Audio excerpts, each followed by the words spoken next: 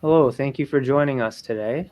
Today we're extremely lucky to have Dominic D'Agostino to join us today. How you doing today, Don? I'm doing great. Thanks for having me, Jason. Thank you so much for joining us. Dom is a researcher. You're at Florida University, right? Yeah, Or University of South Florida, which is in Tampa, Florida, Morsani College of Medicine. Yep. that's awesome. And you specialize in ketogenic diets and hyperbaric oxygens. At least that's how I know you as. Is that really the main focus of your research? Yeah, funded by the Navy to figure out, to basically make high pressure oxygen safer in the context of military diving. And that's how I got started about 20 years ago, actually. So, one way to mitigate oxygen toxicity was with therapeutic ketosis delivered, whether that be fasting. The military did research on fasting a long time ago, and then we thought about the ketogenic diet, and then that was used for seizures. Oxygen toxicity manifests as seizures, and then as we got along in our research, sort of developed this idea of ketone supplementation as a way to quickly induce therapeutic ketosis, and then that could then, by virtue of elevating ketones and giving the brain neuroprotection, prevent seizures. And everything that I just mentioned there can also be employed for cancer therapy. So fasting, ketogenic diets, and exogenous ketones and hyperbaric oxygen. I was studying it for military operations, but just serendipitously, I put in a brain cancer cell line and saw that I saw two things. I saw that hyperbaric oxygen was killing the cancer cells much faster than the normal healthy cells, which were relatively unharmed at the level of oxygen we were giving it. And when I tried to grow the brain cancer cell lines in the presence of ketones at just 2 millimolar of beta hydroxybutyrate, they stopped growing. And I thought something was wrong with our cell line. At the time, I didn't know much about cancer, but I was just experimenting with different cell lines. And then as I dug into the research, I realized that this was not an artifact. It was something real that I was seeing, that the ketones were reducing cancer cell growth, and other experiments were showing that hyperbaric oxygen was an oxidative stress trigger that was essentially killing the cancer cells faster than normal healthy cells. So a level of oxygen that was toxic to cancer cells was relatively non-toxic to healthy primary neurons that we were studying. When I go into the when I go into the hyperbaric clinic every week, it's not just, I'm actually probably the only cancer patient there because I don't think it's well known yet, the positive benefits of hyperbaric oxygen in cancer. But there's like 9 covered illnesses by OHIP, our government, and it's everything from radiation poisoning to car accidents and infections. There's 9 covered situations anyways. How is it one treatment can be so beneficial to such a broad variety of conditions? What is happening there? Yeah, that's a good question. I think in the United States, there might be 14 FDA approved applications. So, diabetic foot wounds are a big one. Carbon monoxide poisoning, decompression sickness were a few that you did mention. But you touched on, like, car accidents would be like crush injury. And then you mentioned radiation. So, specifically, radiation necrosis associated with radiotherapy in cancer. You get necrotic tissue at the site, so it helps the body and enhances. It's interesting that hyperbaric oxygen enhances tissue regeneration and blood vessel growth and different growth factors in the context of healthy cells, but it tends to impair growth and the growth of cancer cells. So and it does that. We could talk about the reasons why it does that. But I think, it's to answer your question, hyperbaric oxygen is therapeutic because it's pleiotropic, which means that oxygen is a drug at higher concentrations, and when we're breathing at room air, even if we are in a room with 100% oxygen, right? So air is like 20 to 21% oxygen, 20.6. That saturates hemoglobin, a molecule that carries oxygen. in our blood. So if we increase the concentration of oxygen from 20% to 100%, hemoglobin is pretty much saturated. That's the oxygen carrying molecule. So you can't push more oxygen onto hemoglobin. But what hyperbaric oxygen does is that it dissolves the oxygen into the plasma. It dissolves the oxygen into the non-hemoglobin compartment of the blood.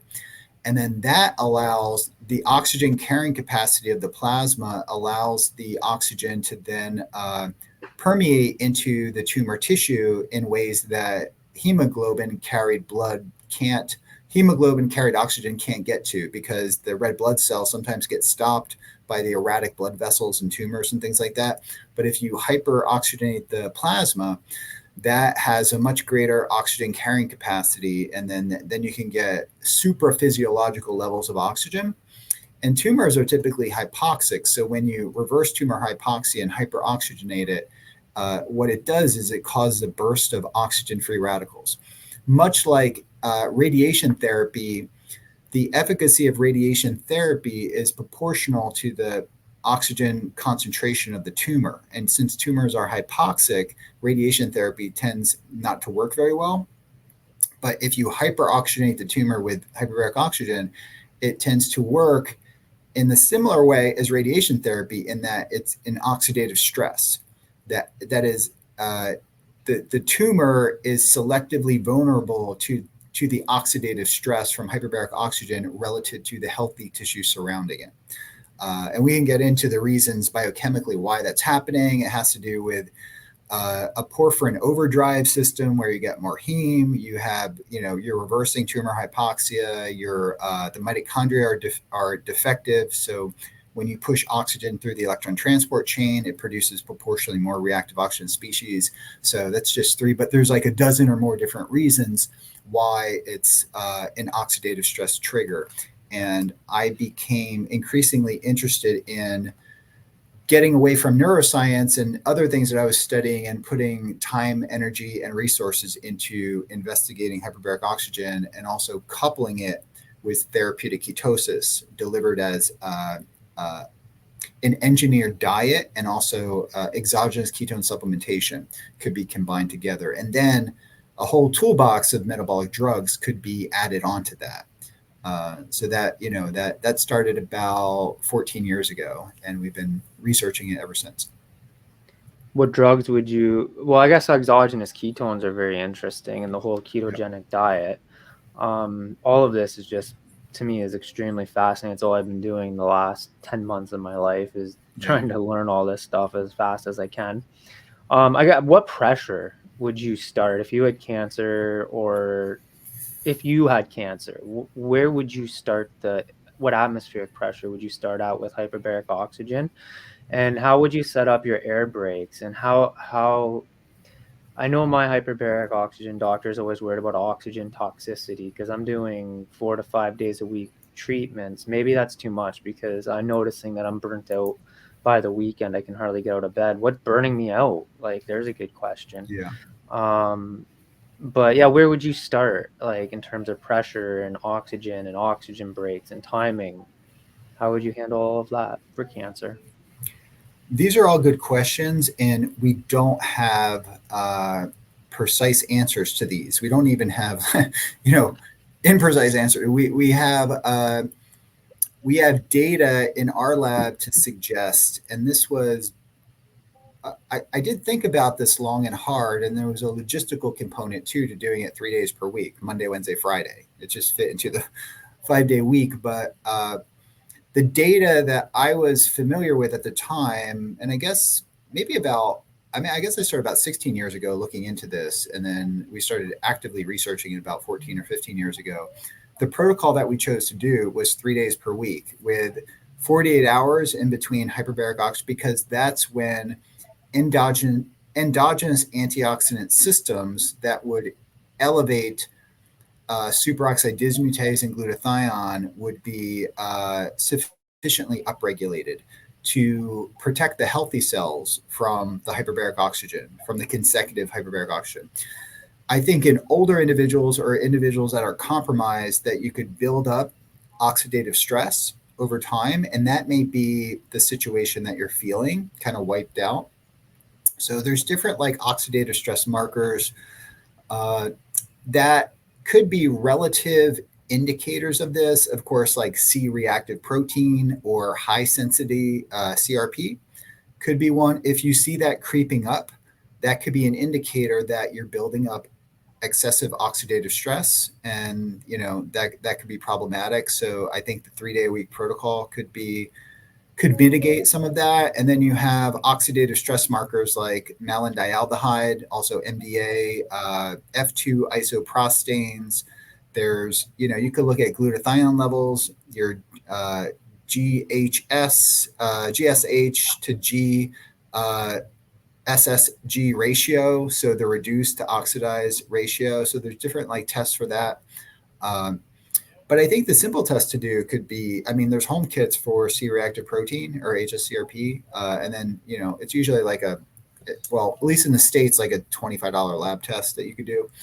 And maybe that could be an indicator that, I think patients that are older and patients that may be undergoing chemotherapy could be vulnerable to oxidative toxicity independent of CNS oxygen toxicity and pulmonary oxygen toxicity, which could manifest too. But I'm talking about systemic increase in oxidative stress that could impact systemic inflammation. And that could be detected with CRP or HSCRP. And that could be, one way to titrate the low. Hyperbaric oxygen clinics are not even really thinking about what I'm talking about. But it just basics. It makes the theoretical framework is such that this is something that should be done. And I think maybe more out of the box thinkers maybe do this already. And there may be tests that I don't even know about, but I'm just, thinking as a scientist, these are the basic tests that would tell you if you're getting excess oxidative stress. And that's why we chose a more conservative frequency protocol, 3 days per week. But we did feel that based on some preliminary work that a higher oxygen concentration or partial pressure was needed to really diffuse more oxygen into the plasma to really hit that tumor as hard as possible within the limitations of what's allowed with hyperbaric oxygen, which is, the upper limit is 3 atmospheres ATA, which is most clinics don't do that. They might go to 5, 2.5 or 2.6. Some will go to 3. And then I think you had mentioned some air breaks too, which can be helpful.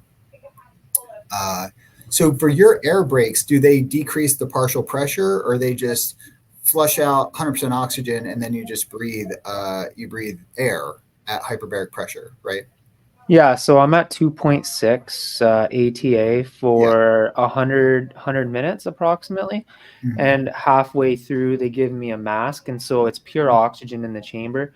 And I take the mask, and they have a condenser or whatever, and it's mixed gases or whatever it is. And I just breathe from the mask for 5 minutes right in the middle, and then put the mask off. And then I continue breathing the pure oxygen. I'm at pressure the whole time. The oxygen's in the tank. And so I end up being at pressure for more than 90 minutes, breathing pure oxygen at 2.6 ATA. Yeah. But I'm worried that's not a high enough pressure. I don't know if the timing is too long, if it's too short. I don't know if like the air brake, like there's so many. How do we know we have the timing and dosing right here? Well, there has not been, of course, the randomized controlled trials to really dictate. And then I think there's a lot of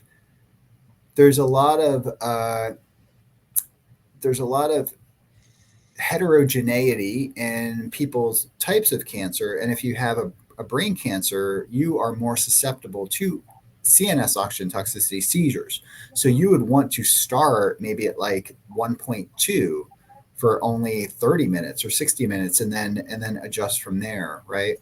And then if you've had a seizure because of a brain tumor, then that could be a non-starter perhaps, or you want to go about it very slow. Of course, the whole idea that got me into this was when you're in a state of ketosis, that's suppressing the seizures.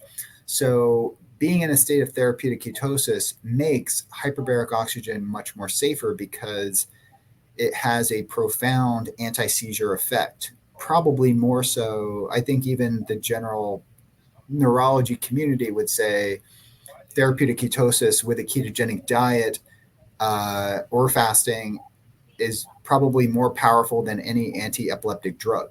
So, in that way, that could give you more, increase the margins, the safety margins, and make it possible to do higher amounts theoretically of hyperbaric oxygen therapy that could theoretically go beyond the guidelines. And I was thinking that this could be super important even before thinking about cancer in the context of carbon monoxide poisoning, where time is of the essence, and the higher the concentration will lead to a greater potential for that patient that with carbon monoxide poisoning to survive. So if you could put someone with carbon monoxide poisoning in 5 atmospheres of oxygen and get that carbon monoxide off of the hemoglobin molecule by using double the amount of oxygen, and then you're protecting, against seizures. So the same thing, could potentially be applied in the context of cancer. So I am not advocating that. I don't even think the chambers go beyond, 3, but theoretically, the powerful anti-seizure effects of therapeutic ketosis delivered with a diet, and even further augmented with exogenous ketone therapy, could theoretically allow that to happen. And of course, we would need to do clinical trials and things we've done the animal model studies to show that you get an over 500% increase in the amount of time that an animal can withstand 5 atmospheres of oxygen relative to not being in ketosis, right? But we use a very powerful, specific kind of ketone ester to do that. So earlier work was done with prolonged fasting in rodents from 24 to 36 hours. That would be like a human fasting for 5 to 7 days. And there was a 250% increase, but we saw like a 500% increase, with certain types of ketogenic compounds, for example.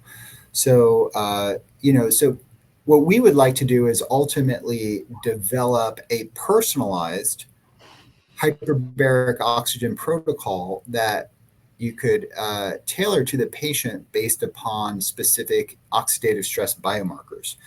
And the same would apply to the ketone metabolic therapy, which would be like a personalized diet that is supplemented with specific types of fatty acids and exogenous ketones. And that would get you to a glucose ketone index of 1 to 2, which would be therapeutic, especially when you're entering the chamber. I think would be very therapeutic, and also increase the safety of the therapy.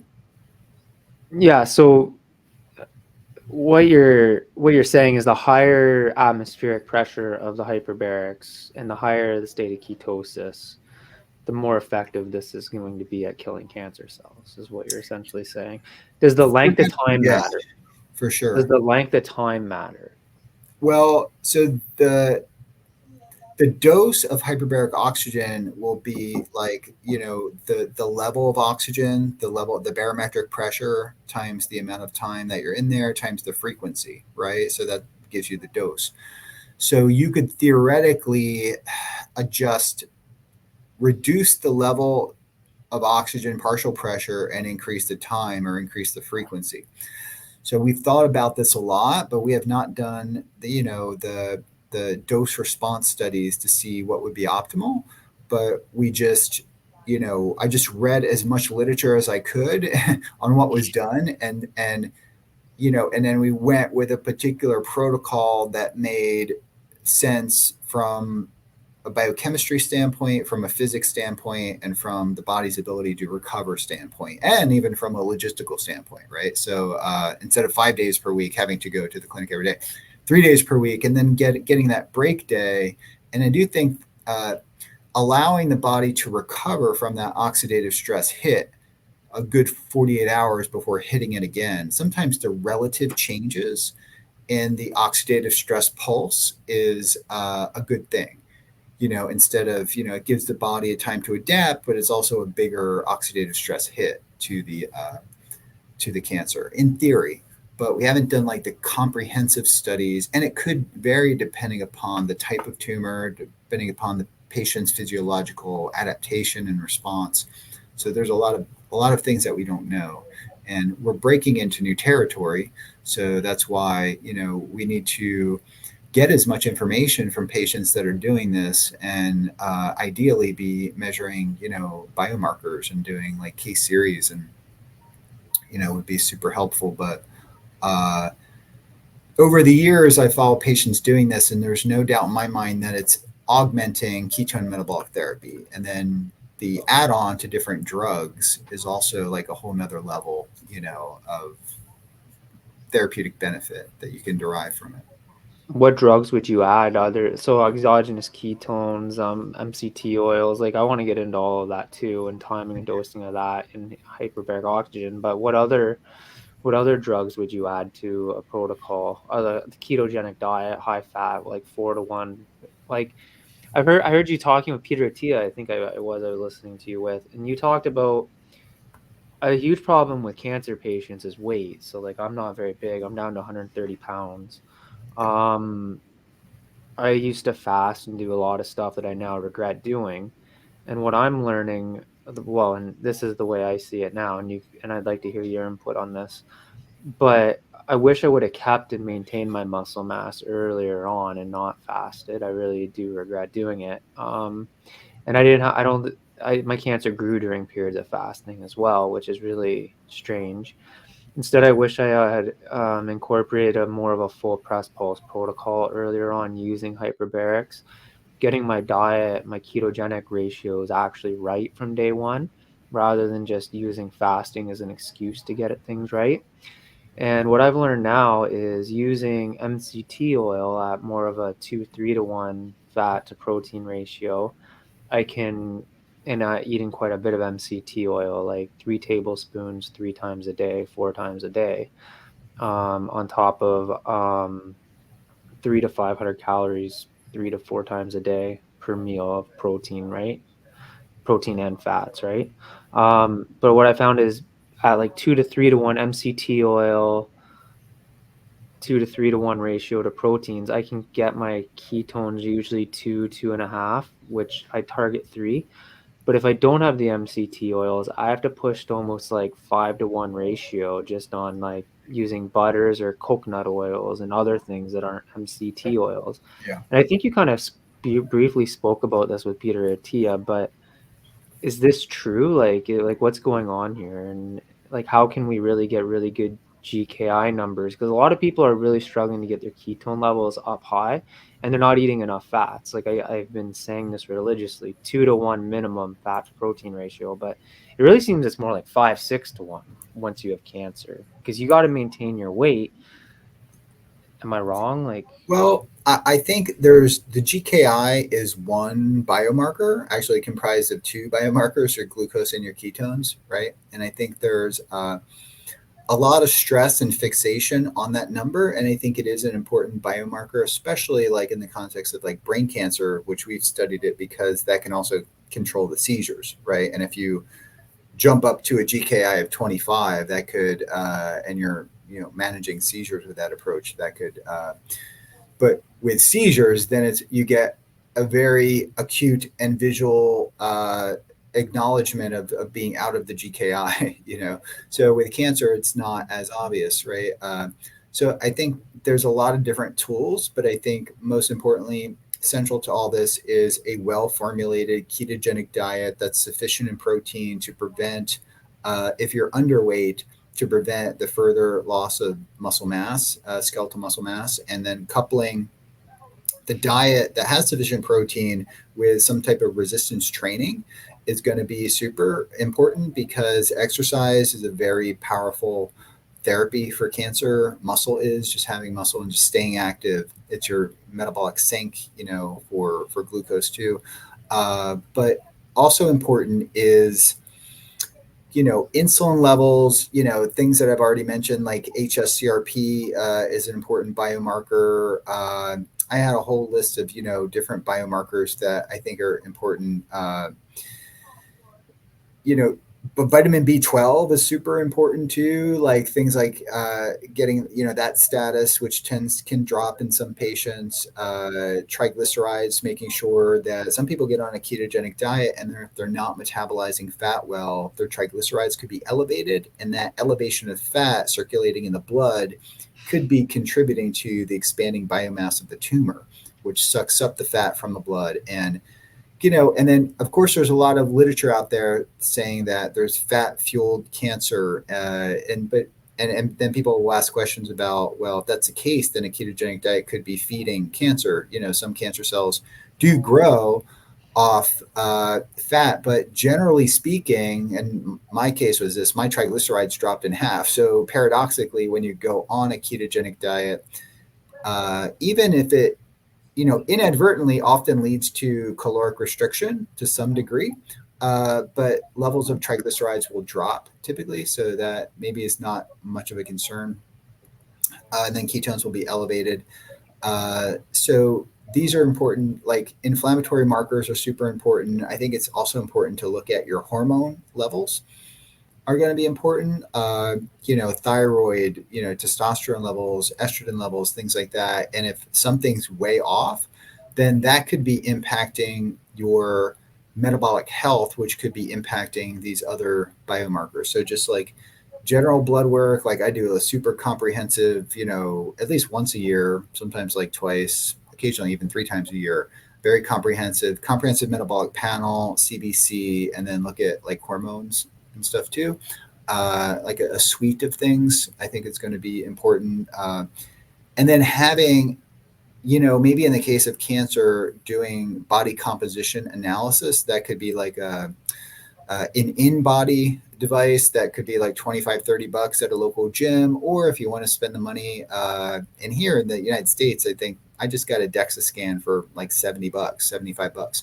So that gives you a very detailed information on your body composition and, your bone mineral density and skeletal muscle mass. And I think it's extremely important to maintain, to even try to improve your body composition while you're doing. That's going to be a really important factor to prevent the loss of skeletal muscle mass, which correlates with cancer cachexia in patients that have it. So I think it's really important to track these things because for a number of different reasons, it motivates the patient to improve it, but it provides that incentive really to make the adjustments that are critical to not go down that slippery slope of losing that muscle mass, which correlates to function.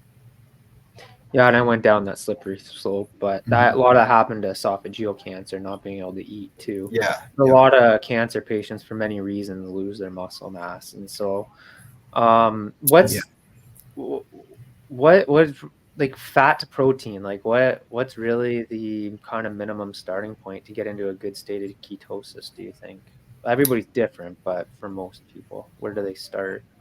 Yeah, well, it depends. Like if you have a patient with that's has a high BMI, for example, and has a lot of body fat to lose, you could be you don't have to be as liberal with the protein. So you could, your protein could be 1 gram per, you guys do kilogram. So 1 gram per kilogram would be plenty enough. But if the patient is if the person has a lower BMI, like 22, 24, you want to, I don't see any reason to go above 2 grams per kilogram, even with someone that has a fast metabolism, is exceptionally lean, and is working out. So that would be the upper max, and somewhere in the middle, about 1.5 grams per kilogram. It sounds like a lot, but that's about, relative to ketogenic diet ratios, that's quite a bit. But in the context of cancer, I am of the opinion that, protein really is important. And I think it's important to spread that protein out over 3 meals. You could do 2 meals with like maybe a small snack or something like that. But there's a lot of cancer patients that are trying to get all that in one meal. And I do not think that is optimizing protein metabolism and muscle protein synthesis. I think the data would indicate that to optimize that, and you could still do time restricted feeding. For example, your first meal could be 2 o'clock, and then, dinner at 5 o'clock, and then,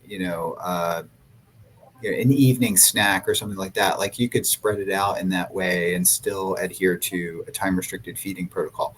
But I think, anywhere between 3 to 4 meals per day would really optimize, especially if a patient is losing weight and losing muscle mass. It's really important. Central. And then get your protein optimized, and then and ideally sources like beef, eggs, chicken, fish. Fish has omega-3 fatty acids, which are anti-catabolic, and centralize that first, and then fill in the calories with healthy fats, which could be anything but, trans fats and seed oil kind of fats, right? Like saturated fats, fine. Monounsaturated fats are probably optimal. Foods rich in omega-3 fatty acids are great. And then MCTs, right? So MCTs, medium chain triglycerides, are saturated fats, and they can derived from different sources, coconut, palm kernel. And then that could be, you could make salad dressings out of that. You can incorporate MCTs when you cook. You can mix it in with foods. You could put it on vegetables and things like that. Or you could do like an MCT powder too. That could be, if you don't tolerate the oil, would be good. And then for, carbohydrates, you want to keep that to a minimum. But I do think that adding some fibrous vegetables can be beneficial for most patients. But I'm also of the opinion that a pure carnivore ketogenic diet is also therapeutic. And I've seen evidence of that in quite a few people over the years. And I've visited, for example, Paleomedicina in Budapest, Hungary, and I saw their data, and kind of case reports and things like that. And I have enough feedback from people that follow this kind of diet, and they do really well on it.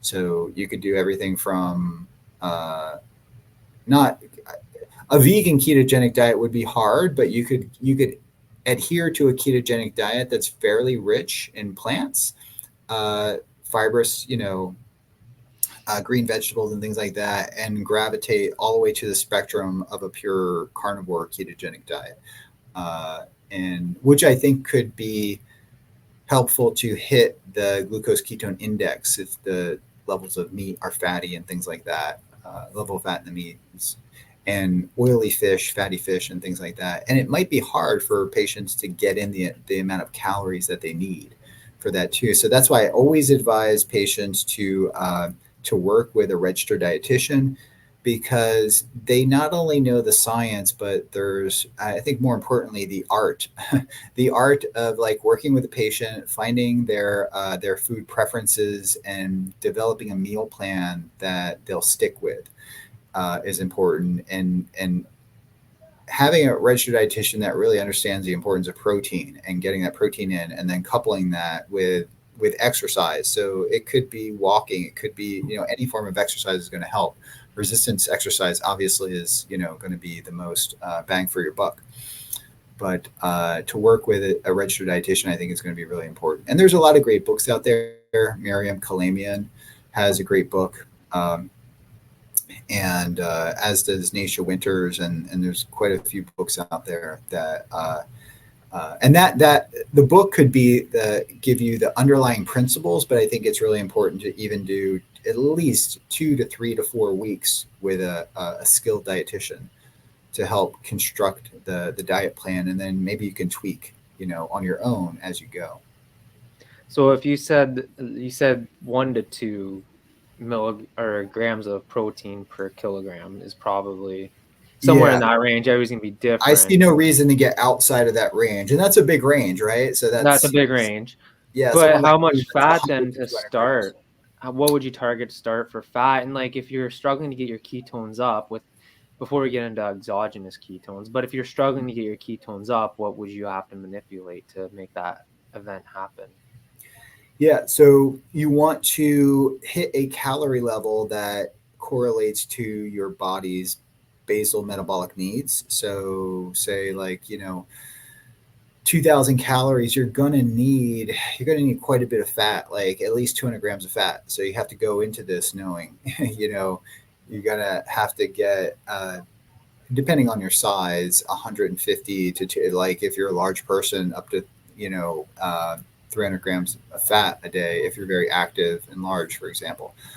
So, and that can come from a variety of different sources, everything from MCT is a good filler, but also MCT oil. If you titrate it in, it's hard for patients to put on weight with MCT oil because it doesn't really get stored as fat. It gets oxidized real quick, but it is a source of calories and can make the other calories you're consuming, for example, the protein, be used more efficiently for protein synthesis to get those caloric calories as energy in. It could help divert that protein, if that makes sense, to doing what it's supposed to do, like be the building blocks of the body, right? Whereas it's kind of sparing the protein, if you will. Similar to just, if you add carbohydrates in, carbohydrates are protein sparing. Fats, in the context of a therapeutic ketogenic diet, are protein sparing.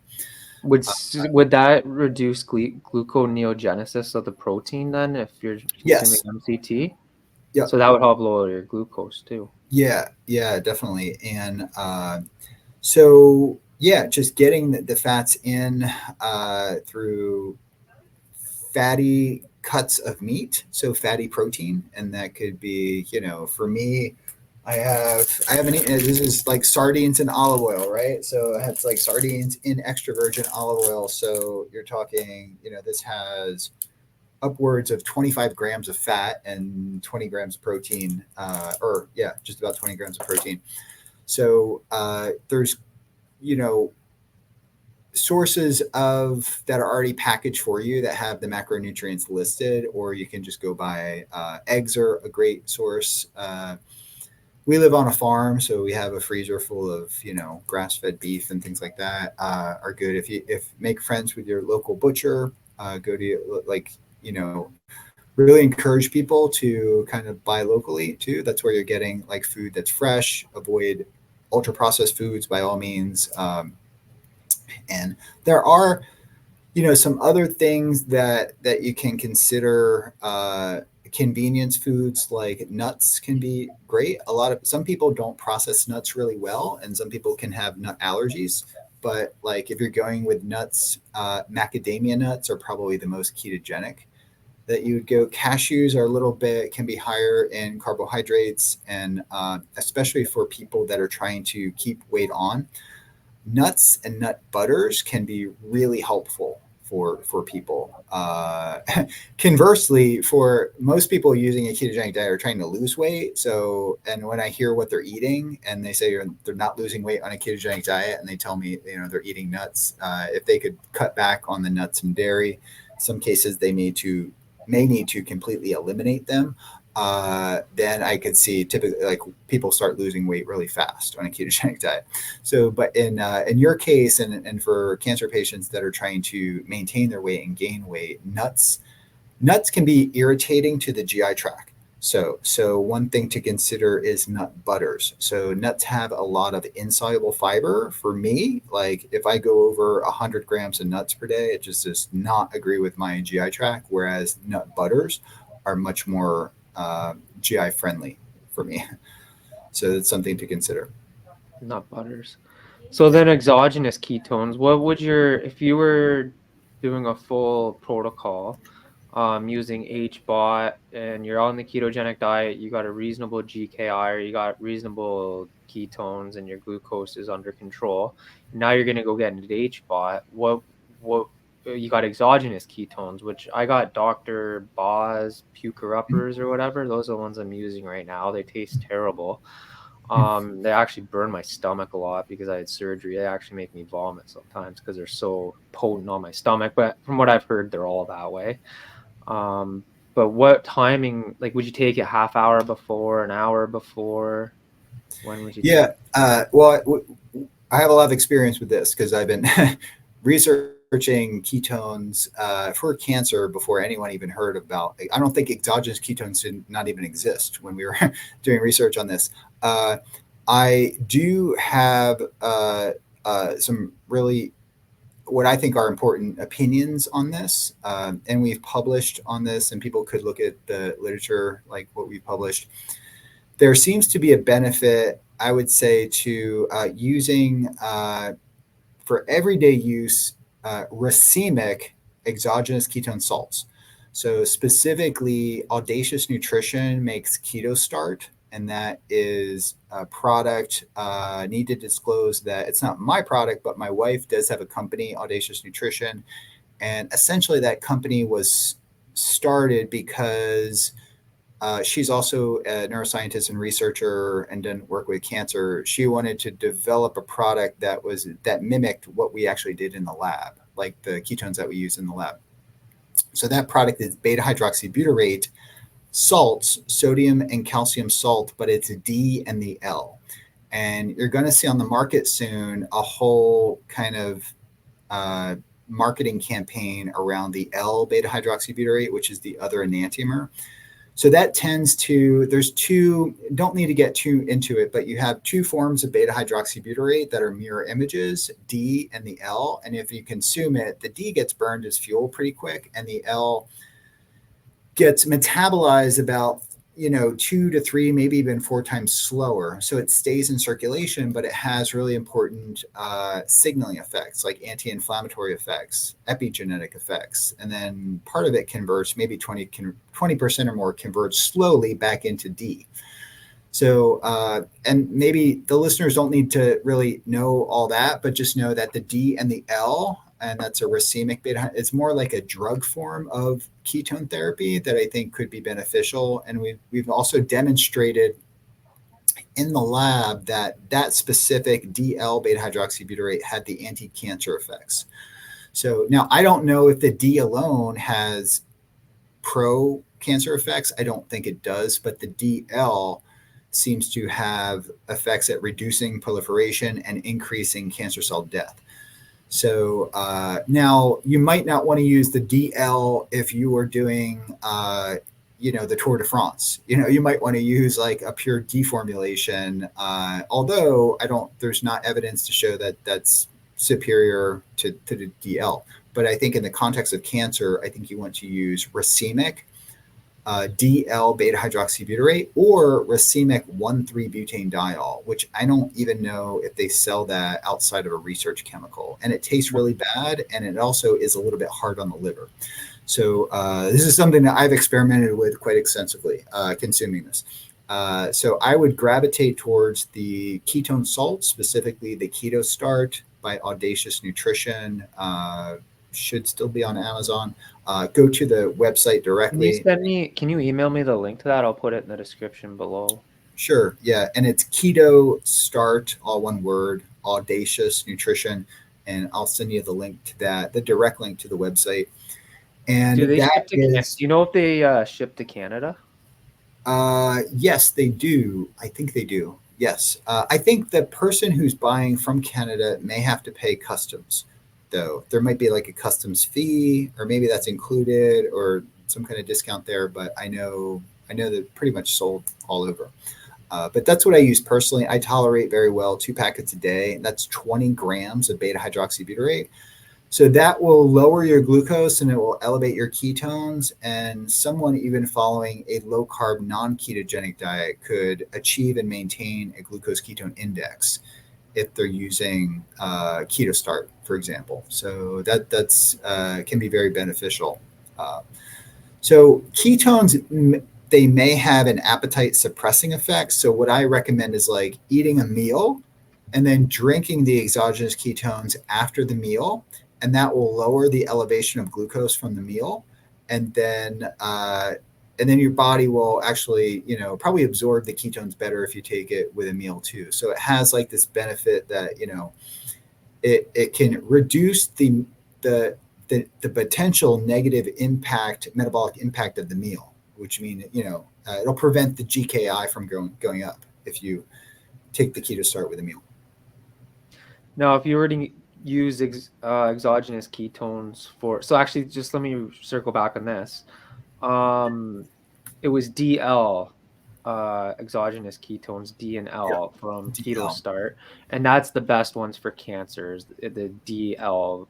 salts. And now, is it a physical salt?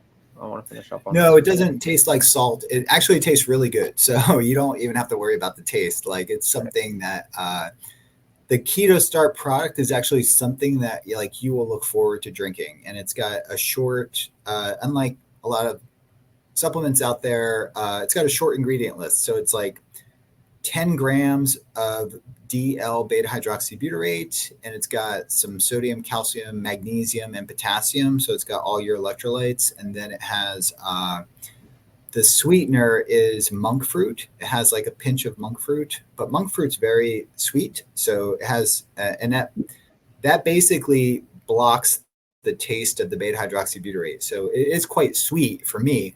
But a lot of people like to take a half of a packet because it has double or triple the amount of ketones as other products. So some people will take one packet and that'll be their whole day supply, and they'll divide that packet into 3 servings, right? So yeah, I usually take a half a packet. Like if I'm really like hiking or really doing something demanding, I'll consume a whole packet. But typically, like a packet's almost like 2 doses in one packet. So that's just the way they decide to dose it, just to have a much larger dose than normal dosing.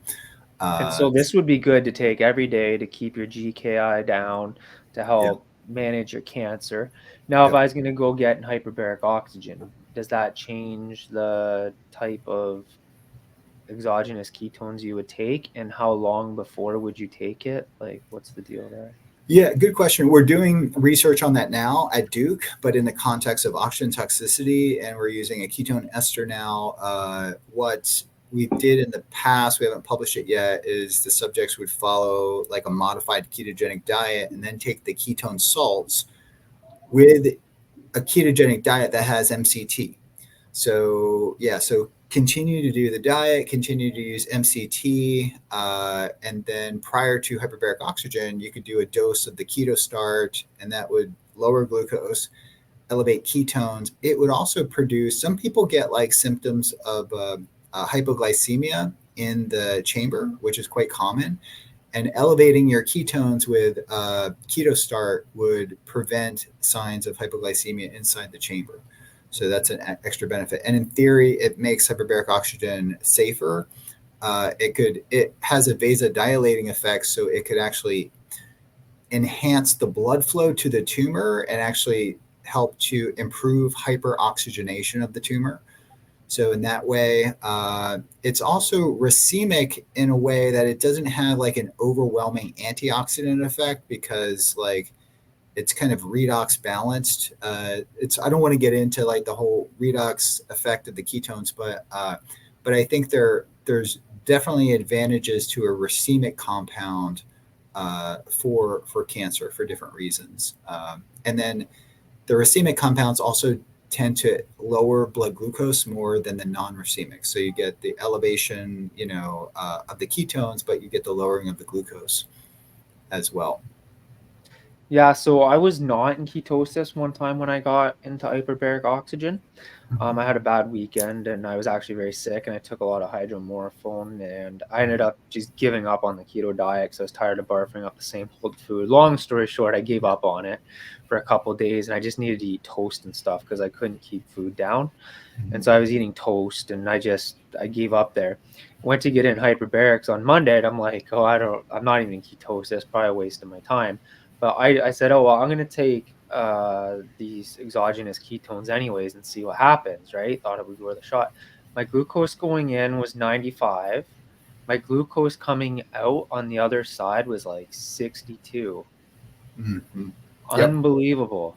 Yeah, that's common. Now, so that means at pressure, technically, does that mean that my glucose would have been down into the 40s? And would that be a cancer killing event still? Or at least managing the Well, cancer? yeah. So the low glucose is like it's you're enhancing, your healthy tissue is enhancing metabolic uptake of glucose. So it's stimulating metabolism, right? The ketones would probably lower glucose a little bit more, but you would be asymptomatic for hypoglycemia because the ketones would be giving your brain an alternative form of energy. So, the historic studies by George Cahill and Oliver Owen at Harvard Medical School, where they inject insulin in subjects that were fasted for like 40 days, and they drop the glucose down to like 20 milligrams per deciliter, and they were asymptomatic for hypoglycemia because their ketones were elevated. So this way you can, I guess you could use the term artificial ketosis. So you're artificially elevating your ketones with something that's bioavailable. We do have the D and the L in our bodies, just the L is much lower levels naturally. So you're elevating your ketone levels up, and then that would, in theory, augment the cancer-killing effects of hyperbaric oxygen and also protect you from having symptomatic hypoglycemia just by giving, ketones as an alternative fuel. So basically, even if you're not full state of ketosis, but just by using exogenous ketones and getting into hyperbaric oxygen, you can still create a pretty good pulse for the cancer. Do we know at what level glucose needs to fall to in order to become effective at starving or killing the cancer? Do we know that answer by any chance? Well, I think whatever's comfortably achievable for the patient, right? So if you take a patient that has type 2 diabetes and their normal glucose is like 150, and then you drop it to 100, they could have symptomatic hypoglycemia, right? So if the patient, assuming the patient has like a normal glucose, I think it would be safe to go down to 60 milligrams per deciliter. If their ketones are elevated into that 1, 2, and even 3 millimolar range. So they would most likely, if their ketones are elevated at 2 millimolar even, they're going to be asymptomatic for hypoglycemia. I think most normal healthy people, of course, like if you have an infection, if you have a disease process, that could change the scenario. So that's important to understand. I think it's really important for people to get electrolytes, to stay hydrated, because those things could increase the chances for ketoacidosis. There are also certain drugs that could increase the chances for ketoacidosis because they could inhibit insulin production or insulin sensitivity. So this needs to be acknowledged, and that's why monitoring is really important, to just for the patient to understand how they feel at certain glucose levels, so they could more or less self-diagnose themselves, and also be transparent with their healthcare practitioner, with the hyperbaric tech that's on hand, to say, hey, I'm going to measure my glucose and ketones here. Okay, it's low, but this is normal for me, so you don't need to worry. My ketones are going to be elevated. Maybe explain the concept that, if ketones are elevated, it could look like I'm hypoglycemic, but the ketones are giving my brain another source of energy, so don't worry. So this is a common scenario that I get. Even doctors and hyperbaric technicians will reach out. I have this patient, and he's like, their glucose is 50, and this is, they've read what you're doing, and I was like, well, do they have signs of hypoglycemia? And I was like, no, they're perfectly fine. And I was like, well, that should be first and foremost important. So what's normal for one patient may not be normal. So 50 going down to 60 could be severely hypoglycemic for the patient whose normal glucose is like 120, 130. So that relative change is what's important. How much risk would you be willing to take at a high atmospheric pressure with strong ketones, exogenous ketones, and implementing something like metformin and possibly something like metformin and DAPA? So dapagliflozin, what's it called? DAPA. It's the other. People can take both diabetes medications together. Yeah, I think you're talking about an SGLT2 inhibitor. Maybe one of those. Yeah. How comfortable would you be? This is not advice for anyone, but I know people are doing it. People that are really desperately needing to hit their cancer hard with a really hard pulse. I know people are loading up on ketones and exogenous ketones, and they're then also on the other side driving glucose down ahead of time using those other two drugs, and on top of that using other stuff that I don't even want to get into here. But how much risk is that individual taking, and what does somebody need to be extremely cautious of before they do something like this? Yeah, with those drugs in the context of hyperbaric oxygen therapy, I would experiment with them significantly and have experience with them outside of the context of hyperbaric oxygen therapy, because that could change metabolic physiology in a way that's kind of unpredictable, right? So that needs to be taken into context. With an SGLT2 inhibitor, I actually had to change my lectures to the medical students because there's like a new term that would be euglycemic diabetic ketoacidosis, right? So they're, especially in the context of a ketogenic diet, what has been observed, at least in some case series and has been reported, maybe even for like those trying to manage their type 2 diabetes, for example, with the ketogenic diet, is that some of them may have normal glycemia, but have essentially diabetic ketoacidosis. So like runaway ketosis, right? And it's normal glycemia because they're using an SGLT2 inhibitor, right? And so the thing is that it's going to be really important for patients using these drugs to use them to start at the lowest dose possible, assess the side effects, and then adjust the dose very incrementally, from there, because an SGLT2 inhibitor is more risky with a therapeutic ketogenic diet because your glucose is already pretty low, and further lowering it, especially if your ketones are not elevated. In theory, if your ketones are elevated, there's some protection there. But there have been some people that have side effects with those drugs. Now, metformin's pretty well tolerated. It's very, everything I'm talking about is dose dependent. So you might want to start off with 500 milligrams with meals, once a day, and then go to like 500 milligrams, twice a day.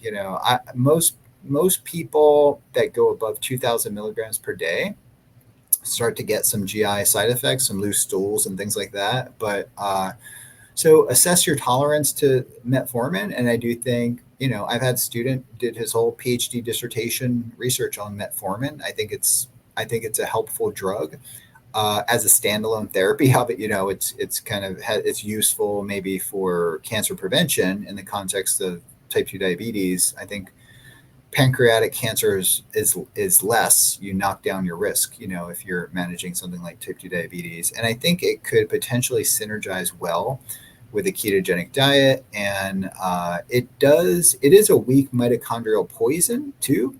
Actually, like our research showed that it elevates superoxide. So in theory, if one was to take it prior to hyperbaric oxygen therapy, that it could potentially enhance the oxidative stress killing effects of hyperbaric oxygen therapy.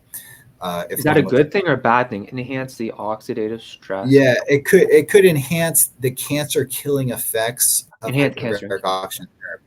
Yeah, yeah. So I would just be very cautious, using it, because there's a potential for things like, lactic acidosis and things like that. So I think lower is better for the dose on that.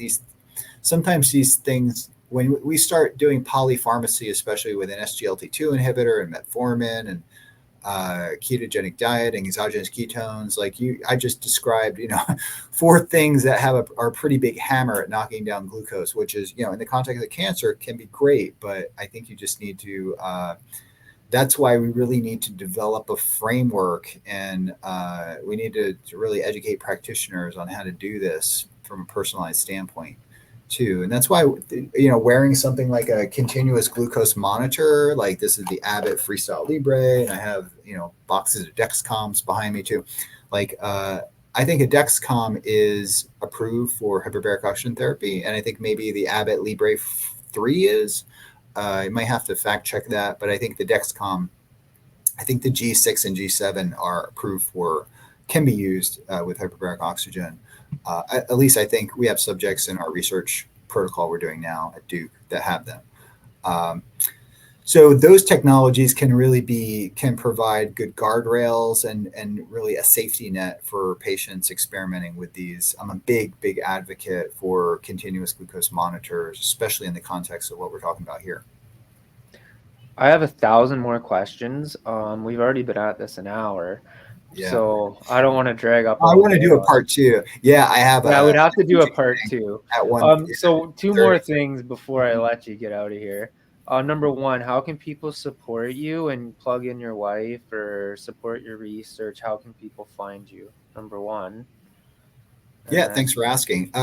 Well, we have an informational website, which is ketonutrition.org, keto nutrition, all one word, .org. I don't sell any products or anything on there. It's just information, right? So our blog probably has a dozen or more articles on cancer. So I would check out those blogs. I think we do have a page uh, products that we recommend, and there might be some products there, some monitoring devices and foods and ketone supplements and stuff like that. Yeah, my wife has the company Audacious Nutrition, and Keto Start has that formulation of ketones that we use in our research. I'm a host for Metabolic Health Summit, and the Metabolic Link podcast, which we've had a number of people on that talk about therapeutic ketogenic diets in the context of cancer. So check out the Metabolic Link podcast, the ketonutrition.org, and for a ketone supplement, Audacious Nutrition, Keto Start. okay, that's awesome. If you can email me those links, I'll put them in Yeah. the description below. My last question to you to end this off. If you were diagnosed Yep. with a cancer tomorrow, what would your immediate protocol look like based on what you currently know today? Yeah, I think it would really depend upon the type of cancer. I think that's important. The standard of care can work for a variety of different cancers, although with metastatic cancer and brain cancer, there's a far less efficacy for the standard of care. So it's However, one of those ones. We'll say one that standard of care isn't great. okay, yeah. So in that context, I am of the belief that, and this is really important, that types of cancers that are relatively refractory to the standard of care can be efficacious in the context of ketone metabolic therapy, especially if it's used with hyperbaric oxygen therapy. So this is just based upon anecdotal reports and based upon the science, and maybe even I'm talking about chemo, radiation, and immune-based therapies, especially checkpoint inhibitors. Ketogenic diets can augment the adaptive immune system to make these checkpoint inhibitors work more robustly. So, but the standard of care is like the thing in the toolbox that you add later if you have some time. So, to quickly prevent the further growth and spread, getting into a glucose ketone index between 1 and 2, maintaining that. Off the shelf, if you want to call that, metabolic drugs like metformin at a low dose.